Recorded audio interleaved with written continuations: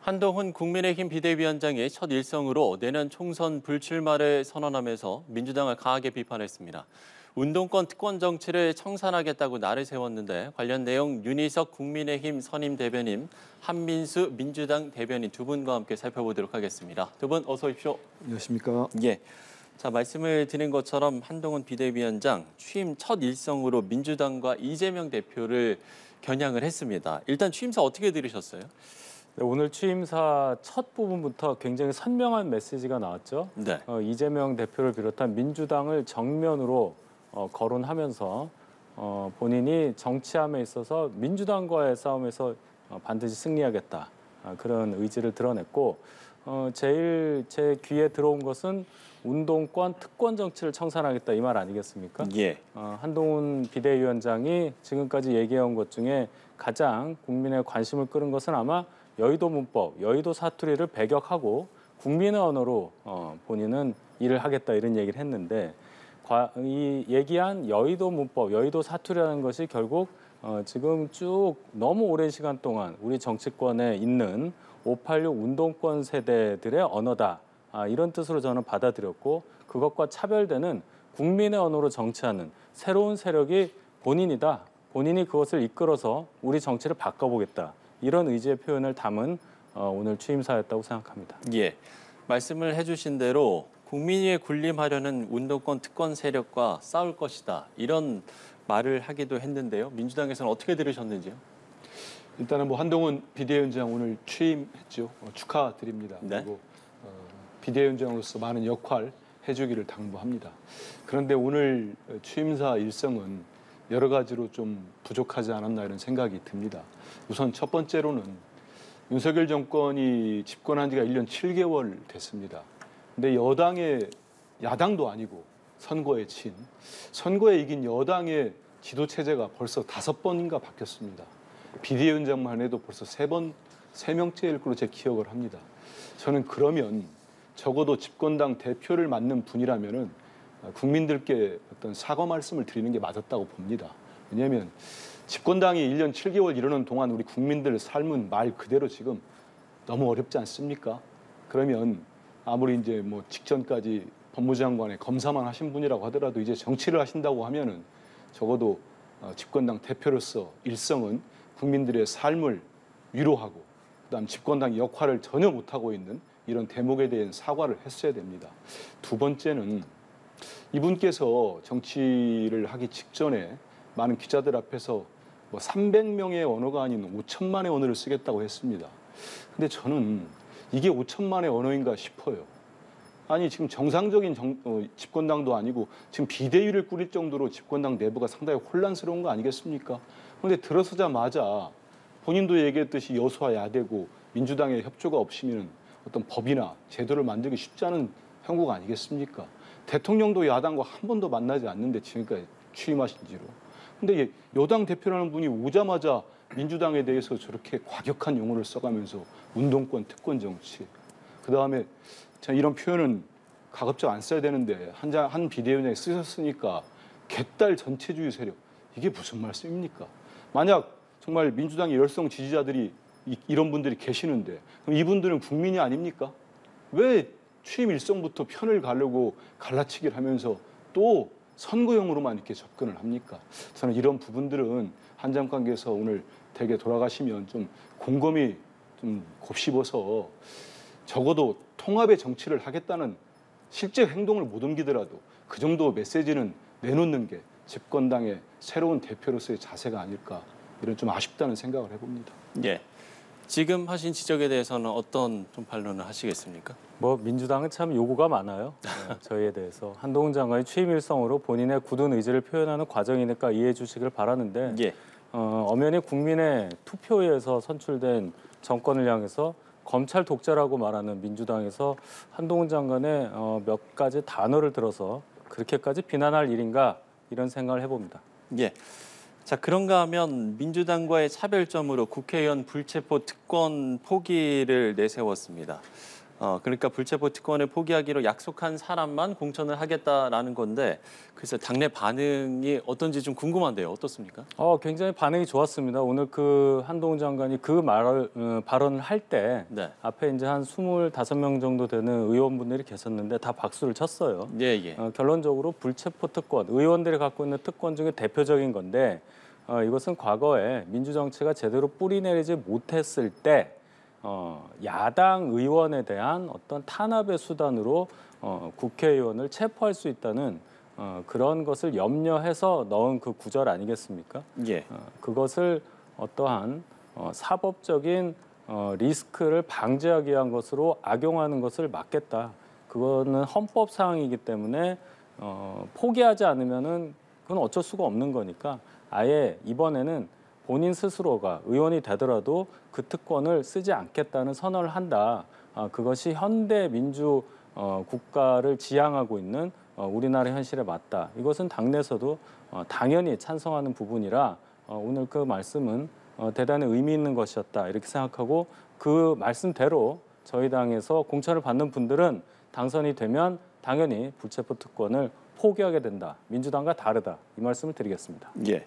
민주당과 다르다 이렇게 이야기를 이 부분은 하셨습니다. 우리가 좀 차분하게 여러 가지를 고려를 할 필요가 있을 것 같습니다.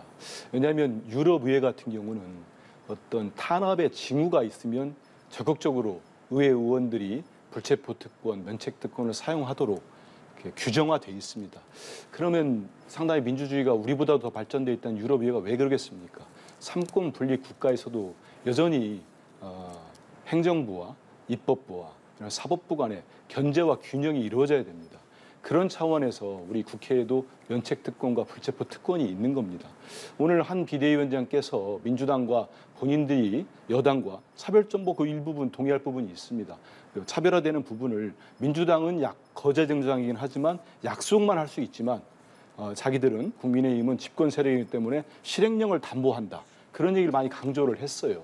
저는 이 오늘의 불체포 특권 약속인데 약속만 하지 마시고 그 약속 나중에 그 회기 중에 검찰이 물론 저는 국민의힘 의원들에 대해서는 그런 체포 동의서, 체포영장을 칠 거라도 보지 않습니다만 그런 체포 동의안이 넘어오면은 회기 중에 들어오면은 지금의 현행 헌법으로는 이거를 체포동의안을 처리 안 할 수가 없습니다. 본인이 아무리 포기한다고 약속 아니라 그 이상을 하더라도 쉽지 않습니다. 그래서 이 정부의 특징인 말 따로 행동 따로가 아니라면은 이거는 약속만 하실 게 아니고 실제로 헌법을 개정하는 개헌 사안이기 때문에 그런 걸 강력하게 추진해 보시기를 한번 건의드립니다. 예.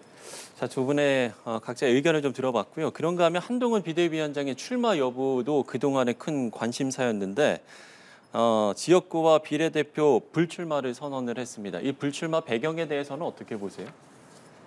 글쎄요, 제가 한동훈 위원장의 속에 안 들어가 봤기 때문에 그런데 예. 일단은 일각에서 나오는 얘기는 한동훈 장관이 지역구를 출마하기가 마땅한 이른바 양지 표현이 그렇습니다만은 국민의힘 강세 지역이랄지 그 외에 또 비례대표로 본인이 출마하신다고 해도 또 선거를 전체 지원할 때 어떤 그게 용이치 않을 수도 있다. 이런 박한 평가가 있습니다만은 저는 그렇게 박하게 평가하고 싶지는 않습니다. 다만 이 한동훈 장관의 오늘 지역구나 비례대표 불출마 선언이 당내에는 상당한 파장을 가져올 거라고 봅니다. 이건 저도 예. 정치부 기자를 오래 하면서 이제 제가 느꼈던 그 말씀을 좀 드리면 벌써부터 제가 이제 기자분들 접촉을 해보니까 이미 대구가 한 12개 정도 지역구가 되나 봅니다. 근데 예. 구체적인 이름이 거론된 한 2분 정도 말고는 10분 정도가 이제 물갈이 될 거다 그런 얘기들이 나오기 시작하더라고요. 그런 상황에서 한동훈 장관 입장에서는 이제 당대표가 나는 아예 출마하지 않겠다 내려놓은 거 아니겠습니까? 그러면 상대 지금 현역 의원이랄지 아니면은 출마하려는 분들 입장에서는 한동훈 비대위원장 당대표가 휘두르는 공천권을 어찌 보면은 속수무책으로 받아들일 수밖에 없는 그런 상황도 있을 겁니다. 그래서 벌써부터 국민의힘 중진 의원들 사이에서는 이 한동훈 장관이 출마 안 하지 않겠다는 발언을 좀 무겁게 심상치 않게 받아들인다고 합니다. 그 문제는 이제 거기에서 공천을 못 받는 분들, 그분들의 어떤 큰 반발이랄지 일전에 이뇨한 혁신위원장 때 영남 피바다라는 거친 표현까지 나오지 않았습니까? 국민의힘 내부에서 그런 상황이 벌어질 수가 있고 그 이어서 두 번째는 이제 그러면 공천에서 낙천이 됐는데 그 자리에 누가 내려올 거냐. 어떤 분들이 예를 들어서 정말 경선을 통해서 국민들 볼 때, 지역 주민들 볼 때 아무 문제가 없으면 모르겠습니다만은 그렇지 않고 이른바 용산 대통령실이랄지 아니면 검사 출신이랄지 그런 후보들이 그냥 낙하산 메고 모두 내려온다면은 국민의힘 입장에서는 아주 그 새로운 분란의 뇌관이 되지 않을까 이런 생각도 해봅니다. 예. 한민수 대변인의 분석 어떻게 공감을 하십니까? 아니, 불출마 배경 뭐 들으신 이야기라도 있으신가요? 지금 한민수 대변인처럼 생각하실 수가 있어요. 네. 한동훈 비대위원장의 불출마 선언이 저희 당의 분란의 단초가 되기를 바라는 분도 있으라고 보는데 저는 네. 다르게 좀 봤습니다. 한동훈 장관이 불출마를 선언해서 다음 총선에선 국회의원이 될 수 없다는 얘기는 정치가 본인의 정치 인생이 이번 비대위원장으로 일단은 끝난다는 의미입니다. 연장할 수 있는 방법은 그 다음에 찾아야 되는 건데 그렇다면은 이번 총선에 임하는 비대위원장으로서의 각오를 그 이상 더 강하게 밝힐 수 없는 그런 결의의 표현이라고 생각합니다. 단순히 본인이 불출마함으로써 당내 중진이라든지 이런 분들에 대한 불출마를 권유하거나 압박하는 그런 수단으로 보는 게 아니라 예. 이번 총선이 그만큼 중요하다. 본인이 얘기하지 않았습니까? 9회 말 투아웃 투 스트라이크 상황에 당하고 있는 타자의 마음이다. 그런 상황에서 절박한 마음의 표현을 불출마로 승화시킨 것이다 이렇게 생각을 하고 그만큼 이번 비대위원장으로서의 임무를 본인의 모든 것을 다해서 완수하겠다 이렇게 저는 읽었는데 이것을 마치 어떤 정치적인 어떤 전략 차원에서 해석한다는 것 저는 거기까지는 생각 안 해봤는데 그런 의견도 있을 수 있다고 인정은 하겠습니다. 예, 알겠습니다. 자, 비대위원 인선까지 완료가 돼야 한동훈 비대위 체제가 완성이 될 텐데요. 현재 중도 그리고 수도권 또 청년 표심을 잡아야 한다. 그러니까 중수청이 키워드가 될 것이다라는 이야기들이 계속해서 나오고 있는데 비대위원 인선에 대한 부분은 어떤 이야기 해주시겠습니까? 지금까지 뭐 전혀 정보가 없습니다. 한동훈 비대위원장 마음속에만 이제 비대위원장 인선이 돼 있을 텐데 예. 제가 개인적으로 생각할 때 뭐 중수청이라고 얘기하죠. 뭐 중도, 수도권, 청년층 이 세 단어들이 말하는 것이 결국 뭐냐? 기존 정치권과 다른 모습, 다른 얘기를 할 수 있는 분들이 들어와야 된다. 뭐 이렇게 해석을 하는데 비대위 구성도 마찬가지로 되어야 한다고 생각합니다.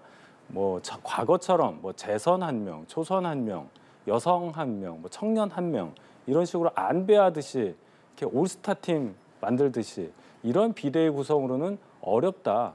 한동훈 비대위원장이 수장으로 있는 비대위답게 뭔가 강력하고 국민들이 듣고 싶어하는 얘기를 쉽고 빠르게 적절하게 구사할 수 있는 그런 민첩한 비대위가 될 수 있는 구성, 그 구성이 되기를 바라고 아마 그런 구성으로 구성을 생각하면서 인선 작업을 하고 계시리라 이렇게 기대합니다. 예, 파격 인사를 좀 기대해 볼 수 있겠습니까? 그런데 아마 이제 그게 딜레마가 있을 겁니다. 왜냐하면 정말 정치권에서 볼 때 딱 발표가 됐는데 우리 많은 정치부 기자분들께서 이게 뭐지? 누구야? 이렇게 찾아보는 사람들, 뭐 검색을 한다든지 그러면 상당히 정치권 아닌 인물이겠죠. 그리고 눈에 띄는 참신성이랄지 그런 분들이 있을 겁니다.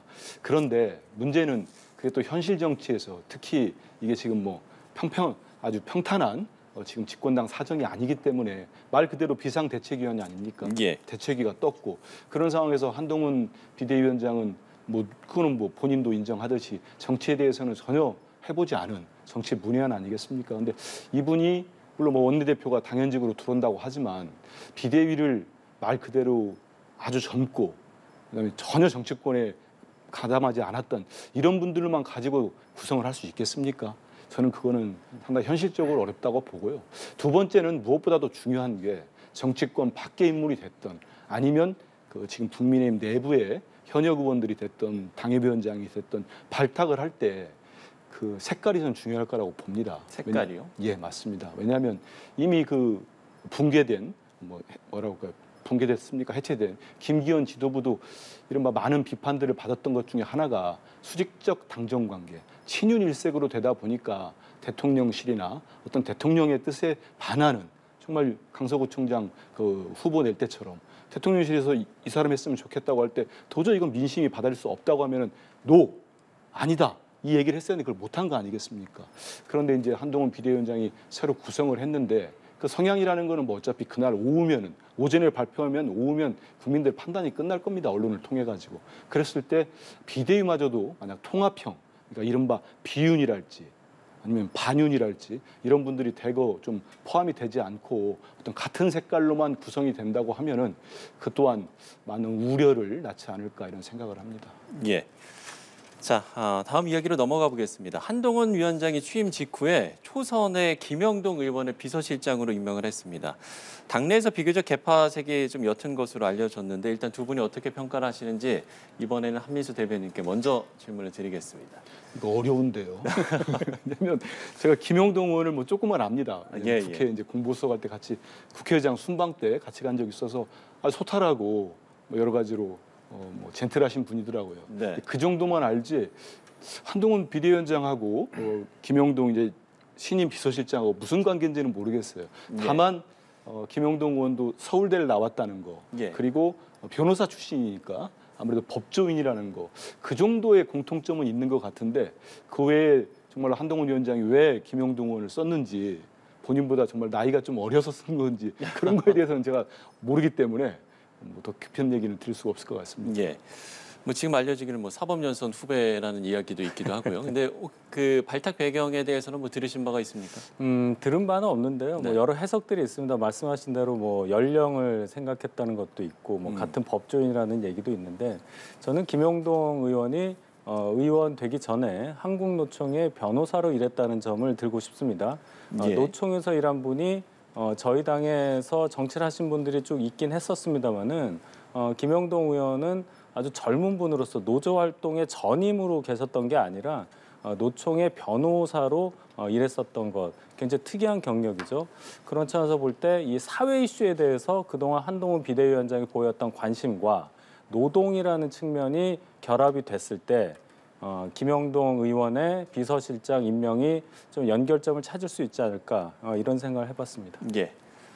자, 오늘은 아무래도 국민의힘 이야기를 좀 많이 해볼 수가 없어요. 많이 해볼 수밖에 없는데요. 이준석 전 대표가 탈당을 예고한 날이 바로 내일입니다. 글쎄요, 신당 창당이 현실할 경우에 이 국민의힘에 미치는 영향 어떻게 보십니까? 뭐 저희한테 좋을 거는 없습니다. 네. 솔직히 좋을 건 없는데 그렇다고 크게 손해 날 게 있느냐 이 분석은 그렇게 저는 동의하진 않아요. 예를 들어서 뭐 비례 의석수가 뭐 병립형이 됐건 연동형이 됐건 간에 저에게 조금 손해 날 수는 있겠는데 네. 과연 그럼 지역구 투표 관련해서 저희가 당선자 숫자가 적게 나올 것이냐 그렇게 되려면 이준석 신당에 참여하는 분들이 의미 있는 득표수를 올려야 하는 것은 물론이고 일단 출마자가 많아야 됩니다. 전국 253개 지역구에 거의 대부분 출마자가 있다. 그렇게 될 때는 저희도 아주 작은 표차라도 굉장히 좀 저희한테 손해날 수는 있겠는데 과연 이준석 신당의 이름으로 출마하실 수 있는 분이 그렇게 많겠느냐는 걸 생각해 봐야 됩니다. 일단 현실적인 것으로 선거 비용 보전의 문제가 있겠죠.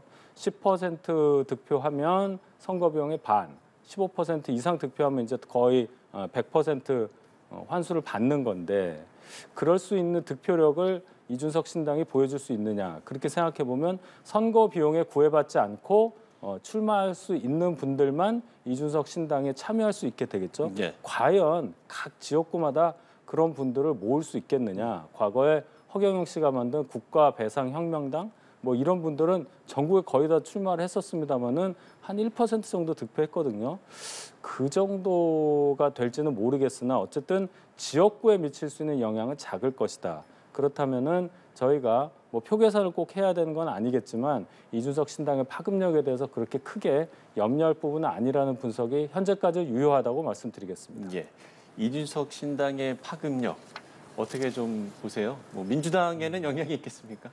아니, 물론 뭐 신당이 어떻게 성공하냐에 따라서 예를 들어서 세를 불려가고 국민적 지지를 받으면 국민의힘뿐만 아니고 우리 민주당에도 어떤 영향을 줄 거라고 봅니다. 예. 근데 저는 이준석 전 대표와 한동훈 비대위원장의 관계는 결코 이분 두 분이 보완제는 아닌 것 같아요. 대체제입니다. 대체제. 한 분이 뜨면 한 분이 좀 지고, 색을 잃고 한 분이 또 이렇게 주저앉으면 또 뜨는 그런 관계 같아요. 왜냐하면 한번 기억을 약간 되돌려 보면은 이 일진일퇴를 거듭하고 있어요. 이준석 전 대표가 지난 한 2달 전쯤인가요? 지금 12월 27일 내일이죠. 내일을 신당 본인이 탈당을 해서 신당을 창당하는 날로 D-Day로 잡고 매일매일 1%씩 올라간다고 할 때 언론의 주목도뿐만 아니고 정치권에서 상당히 큰 화두가 됐었습니다. 예. 그리고 이분이 그 국민의힘의 본진이라고 할 수 있는 대구에 가가지고 대구 지역 의원들을 뭐 비만 고양이라고 했나요? 살찐 고양이 하면서 막 공격했잖아요. 그럴 때 막 언론도 그렇고 상당히 많은 그 뭐 젊은 층에서 또 호감도가 있었습니다. 그런데 그러자마자 한동훈 법무장관이 그 당시는 법무장관이 조기 등판을 했어요. 제가 볼 때는. 그러면서 한동훈 장관이 뭐 이 국무위원 신분임에도 불구하고 전국을 좀 돌았습니다. 그러면서 이준석 전 대표 기사도 많이 줄고 한동훈 장관이 뜨고 뭐 팬 사인회 같은 것도 해주고 그런 관계였습니다. 그렇기 때문에 지금 오늘 26일 현재 상황에서 보면은 한동훈 비대위원장이 지금 전 스포트라이트를 받으니까 이준석 전 대표 입장에서는 약간 처지가 공공해진 건 맞습니다. 하지만 저는 이제 한동훈 비대위원장이 어떻게 하냐에 따라서 예. 이른바 김건희 여사 특검법도 있고 여러 현안들이 있지 않습니까? 뭐 당정 관계랄지 이런 부분들 여기에서 많은 국민들, 국민의힘 지지층 말고요. 많은 국민들 다수가 볼 때 제대로 하고 있느냐 이거 판단을 할 겁니다. 그런 과정에서 한동훈 비대위원장이 기대만큼 못하면 이준석 전 대표가 그 이준석 신당이 또 기대를 받을 수가 있어요. 거기에다가 또 하나가 있죠. 뭐냐? 한동훈 비대위원장 아까도 말씀드렸습니다만 본인의 불출마까지 내놓고 공천의 대대적인 어떤 공천 학살이라는 표현을 쓸까요? 이런 것들을 할 때 많은 현역 의원들 이런 분들이 이준석 신당으로 마음을 돌릴 수도 있습니다. 그리 되면 이준석 신당에 지금은 새가 많이 없어 보입니다만 현역 의원들을 대거 흡수할 수 있는 그런 상황도 있을 수 있다고 보고 있습니다. 예. 그 앞서 이제 취임식 현장에서도 이 질문이 나오긴 했습니다만 그러면 그 한동훈 위원장과 이준석 전 대표가 그러니까 이준석 전 대표를 만나기 위한 좀 노력을 좀 할 거라고 보십니까? 근데 오늘 그 취임사 할 때 그 기자 질문이었죠. 거기서 얘기한 건 지금 단계에서 특정한 분 특정한 만날 사람을 계획 없다. 전제해서 만날 계획은 없다. 하지만 뭐 이념을 떠나서 뭐 진영을 떠나서 여러 사람을 많은 사람을 만날 뭐 가능성은 있다. 이렇게는 근데 우리가 이제 그 했습니다만. 말을 들을 때 예. 방점이라는 게 있습니다. 예, 예. 어디에 찍혀 있나. 많은 사람을 만난다는 건 그냥 하신 말씀이고 방점은 여기에 찍혀 있는 거죠. 네. 그러니까 이준석 전 대표를 만날 생각이 없다는 겁니다. 음. 이거는 제가 딱 받았던 느낌은 윤석열 대통령하고 똑같은 생각을 또 이 역시 궤를 같이 하고 있구나. 이준석 전 대표는 이른바 내부 총질이나 하고 별 도움이 안 되는 사람이라는 인식이 있는 것 같아요. 물론 정치가 생물이니까 한동훈 비대위원장도 정치에 빨리 적응한다면은 뭐 이준석 신당이 27일 날 내일 바로 발표하고 상당한 세를 모아가면은 총선 승리를 위해서 입장을 바꿔서 만날지도 모르겠습니다. 예. 거기까지 제가 예단할 수는 없습니다만 제가 지금 단계에서 하신 말씀을 봐가지고는 이준석 전 대표를 이렇게 만날 품을 생각 계획이 없다. 저는 예. 없을 것 같습니다. 네, 이렇게 해석을 해주셨는데요. 네, 어떻게 분석을 하고 계십니까? 오늘이 26일인데 이준석 전 대표는 내일 27일에 탈당을 예고하고 있습니다. 이미 예. 본인이 3번 출마했던 노원구의 어느 식당에서 탈당 선언을 한다 이렇게 예고까지 돼 있는데요. 물리적으로 시간이 없다고 봐야 되겠죠. 오늘 밤이나 뭐 내일 아침에나 만나야 만남이 성사되는 건데 그럴 수 있는 지금 여유가 있느냐는 걸 생각해야 하고 만난다는 것은 한동훈 비대위원장이 이준석 대표 보고 당을 나가라고 만나는 게 아니라 당에 잔류하라고 만난 거 아니겠습니까? 그렇죠. 근데 그렇게 하려면 굉장히 파격적인 제안을 할 수밖에 없는 거예요. 그래야 이준석 대표가 잔류하지 않겠어요? 그러면 그 제안이 뭐겠습니까? 당대표의 권한에 준하는 어떤 큰 권한을 준다거나 뭐 공천권의 일부를 준다거나 이런 정말 상상할 수 없는 제안을 생각해 봐야 되는데 과연 그게 현실적으로 가능할 것이냐. 저희 당 분위기가 그렇게 돌아가지 않습니다. 아까 윤석열 대통령과 생각이 똑같다고 말씀하셨는데 그게 아니라 이준석 대표를 바라보는 저희 당 내부의 시각 거의가 그렇습니다. 그렇다면 이준석 대표를 만난다는 것을 떠나서 이준석 대표와의 어떤 뭐라고 할까요? 통합? 이 작업은 지금으로서는 어렵다. 왜냐하면 이준석 대표가 탈당하기로 한 날짜를 못을 박았기 때문이에요. 예, 예. 이것을 박지 않았으면 뭐라도 할 수 있을 텐데 그 바로 이후에도- 내일입니다. 아, 예. 그 이후를 얘기를 하시는데 이준석 대표가 뭐라고 그랬냐면 탈당하면 아주 신당 작업을 빨리 추진하겠다. 이렇게 이제 또 얘기를 했어요. 그쵸. 자꾸 저희 당이 어떻게 할 수 없을 정도로 말이 이렇게 앞으로 나갑니다. 쫓아갈 수가 없어요. 그래서 이것은 전적으로 이준석 대표의 판단과 행동 여하에 달려 있는 거지 저희가 또 새로 취임한 한동훈 비대위원장이 어떻게 할 수 있는 일은 아니다. 이런 정도로 해석해 봅니다. 예, 알겠습니다.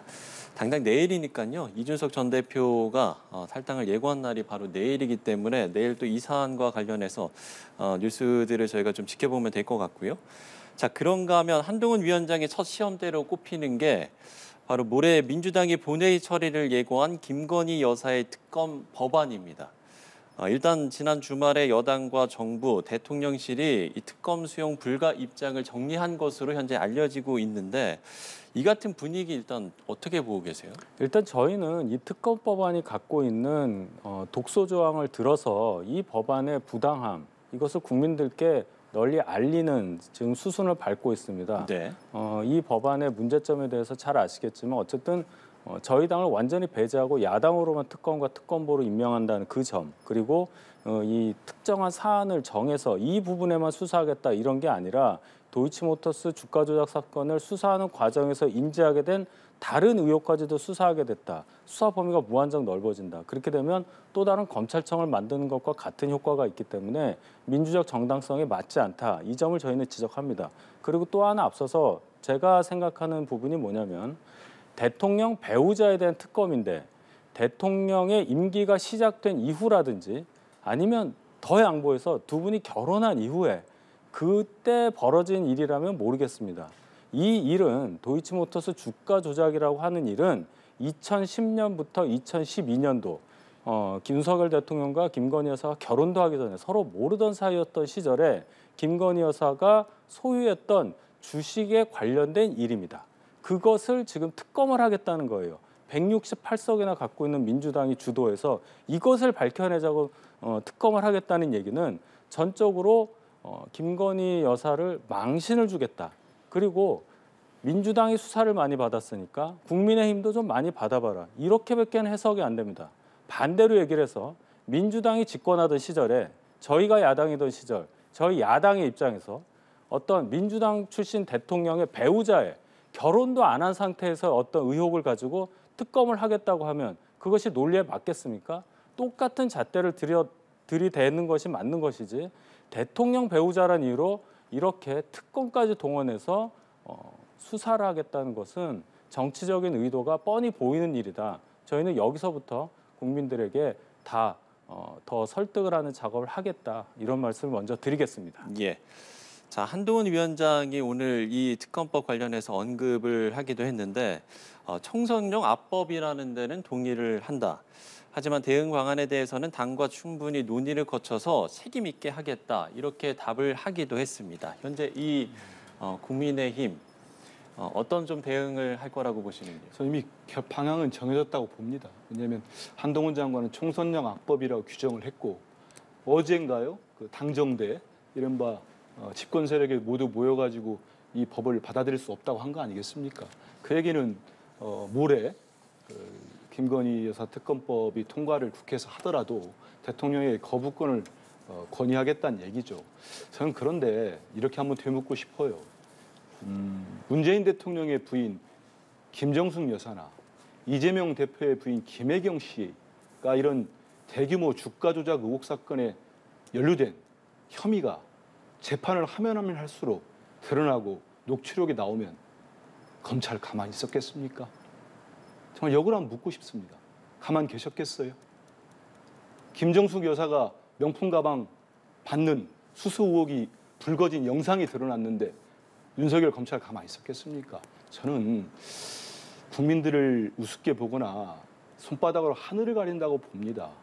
이 특검 법안은 2022년 9월에 민주당이 제출을 합니다. 하지만 그때부터 국민의힘 단 한 번도 협상에 응하지 않았습니다. 협의에. 그래서 올해 4월 27일 날 183명의 야당 의원들이 신속 처리 안건을 올린 겁니다.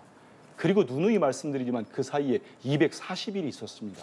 저는 지금의 집권 세력 국민의힘이나 도대체 전국이나 이런 현안들을 어떻게 관리하는지 모르겠습니다. 그래놓고 12월이 되니까 이게 총선용 악법이라고 하면은 이게 무슨 끝난 사건입니까? 결혼 전 사건이라고요? 지금 1심 재판이 이루어지고 있습니다. 재판할 때마다 김건희 여사가 연루됐다는 의혹들이 계속 제기되고 있고요. 그럼 이걸 규명 안 하고 어떻게 갑니까? 역대 김영삼, 김대중 대통령 다 자기 자식들 다 수사해서 구속됐습니다. 노무현 대통령, 이명박 대통령, 형님들 수사 다 했습니다. 가족이라고 안 합니까? 현직 대통령이 다 했습니다. 근데 왜 윤석열 대통령 안 하시려고 합니까? 저는 한동훈 비대위원장도 그렇고 집권 세력에서 집권당이 거부권을 건의하더라도 전 대통령이 쓰면 안 된다고 봅니다. 이건 양곡관리법이나 간호법하고 또 다른 차원입니다. 예. 이렇게 이 법안마저도 김건희 여사의 특검법마저도 거부권을 쓰면은 거부권 사유화라는 정말 국민적 비판과 저항일 수밖에 없다 생각합니다. 그리고 대통령께서 강서 보선 이후에 뭐라고 하셨습니까? 국민은 늘 무조건 옳다고 하지 않으셨습니까? 그러면 국민들이 원하는 거를 받아서 해주시기를 좀 부탁드리겠습니다. 제가 이 말씀을 꼭 드려야 되겠어요. 제가 분명히 예. 결혼 전이라고 얘기하지 않았습니까? 결혼 전에도 윤석열 대통령이 대통령이었다면 말이 안 되죠. 그런데 지금 예로 드신 부분 있잖아요. 대통령 아들들이라든지 이런 가족들에 대해서 형님에 대해서라든지 역대 그런 일이 있었다는 거 다 임기 중의 일을 가지고 한 거예요. 그게 아니라는 얘기를 한 겁니다. 그런데 지금 부적절한 예를 들으면서 하는데 예. 대통령과 결혼도 하기 전에 있었던 일 그거를 특검으로까지 규율을 해야 하느냐는 점을 얘기하는 거예요. 알겠습니다. 문재인 정부 때 계속 수사하지 않았습니까? 그거를 특검으로 하겠다는 이유는 바로 대통령 배우자란 이유 하나만으로 망신을 주고 그럼으로써 정치적 타격을 입혀서 총선에서 이득을 얻겠다는 것. 그 이상도 그 이하도 아니라는 것은 국민들께서 자명하게 아시리라고 저는 생각합니다. 예. 자, 두 분의 입장차를 확인했고요. 민주당 얘기해 보겠습니다. 이낙연 전 대표와 비명계가 못 박은 당 쇄신 시한 연말이 가까워지고 있는데 현재 이 대표의 사퇴를 요구하고 있습니다만 이재명 대표는 현재 관망 모드로 일관을 하고 있습니다. 현재 상황 글쎄요, 뭐 언제까지 좀 이어지겠습니까? 일단은 그 비명계 의원들 4분 계시지 않습니까? 그분들을 우리 지도부에 계신 누구라고 제가 말씀드리긴 그렇습니다만 지도부에 계신 분들이 접촉이나 이렇게 대화를 안 한 게 아닙니다. 꾸준하게 만나서 그분들이 요구하시는 것도 듣고 그다음에 당에서 지도부에서 어떻게 해줄 건가에 대한 이런 과정들이 좀 있었던 걸로 제가 얘기를 듣고 있습니다. 그런데 갑작스럽게 얼마 전에 이제 그 4분이 기자회견을 갖고 이재명 대표의 사퇴와 통합형 비대위원회를 구성해달라고 요구했습니다. 예. 그리고 여기에 대해서 이낙연 전 대표님께서 공감을 표시하고 있습니다. 저는 이 조건이 조금 제가 민주당 대변인을 떠나서 민주당의 당원의 일원으로서 볼 때 좀 과하지 않나 이런 생각을 합니다. 왜냐하면 지금 당대표를 물러나고 그거를 조건으로 해서 또 통합형이라는 비대위라는 거를 만드는 걸 조건으로 해서 물러나는 당대표와 대화를 하겠다는 게 저는 이게 말이 되는지를 모르겠어요. 그래서 이런 조건을 조금 구성원 대다수가 만약에 이런 조건들이 당내에서나 당원들이나 의원들 사이에서 우리 민주당 의원들 사이에서 공감대가 있다면은 지금 이런 목소리들이 분출을 할 겁니다. 예. 하지만 우리가 언론을 통해서도 그렇고 직접 말씀들 들어보면은 정말 그 몇 분 되지 않으시거든요. 이 얘기는 민주당 내에서도 지금의 어떤 비명계 쪽에 의원들이 내건 조건들이 상당히 수용하기는 어려운 사실 좀 말이 안 되긴 하죠. 그래서 이거 말고 정말 내년 4월 총선에서 승리하기 위한 여러 가지 정말 힘을 합치고 이재명 대표가 공개적으로 말씀하지 않았습니까? 단결과 혁신을 이뤄 나가겠다 하면 충분히 대화의 여지가 있고 저는 접점을 모을 수 있다고 봅니다. 그리고 지금 전직 총리들께서 이렇게 만나시고 하는 이런 과정들이 어떤 뭐 새로운 신당으로 가는 과정이 아니고 그렇지 않고 모두가 민주당이 하나로 되는 데 있어서 밑거름이 되고 그런 방향으로 갈 것으로 기대하고 있습니다. 예. 이낙연 전 대표와 정세균 전 총리가 비공개 우찬 회동을 하기도 했고요. 현재 민주당에서 그야말로 전 총리들의 움직임에 좀 시선에 모아지고 있는 상황인데 민주당의 상황을 상대당 입장에서는 어떻게 좀 보고 계신지요? 저희 당 이준석 전 대표 탈당 관련해서는 비주류 입장에서 말씀하시더니 지금은 주류의 입장에서 말씀하시니까 뭐 정치는 상대적으로 볼 수 있는 거라 또 그런 생각이 더 듭니다. 예. 3총리 나와서 민주당의 내분을 수습하고자 하는 노력은 그만큼 민주당의 이분들 올드한 이미지를 갖고 있는 분 외에는 에너지를 가지고 움직일 수 있는 분이 없구나 이런 생각이 듭니다. 지금 저분들이 활동하던 시기가 언제입니까? 저희 당의 움직임을 꼭 빗대서 얘기하는 게 아니라 굉장히 답답한 움직임. 민주당이 거의 뭐 180석 가까운 의석을 가지고 의정 활동을 하다 보니까 코끼리와 같은 정당이 됐다. 이렇게 빠르게 변하는 상황에 적절하게 대응하기 어려운 민첩한 행동을 하기 어려운 당이 돼버렸다 이렇게 생각합니다. 결국은 주류의 힘이 막강한 것이고요. 비주류에서 나오는 목소리를 듣지 않고 자꾸 그냥 통합하자, 눌러서 그냥 가자 이런 입장인데 한데 제가 볼 때 그것이 국민들께 어떻게 비춰질지 아마 여러 가지 생각하실 겁니다. 답답하니까 3총리라도 나서서 이것을 진압하고자 하는 건데 예. 이재명 대표의 당권이 워낙 강고하기 때문에 잘 이루어지지 않을 거라 이렇게 봅니다. 예, 알겠습니다.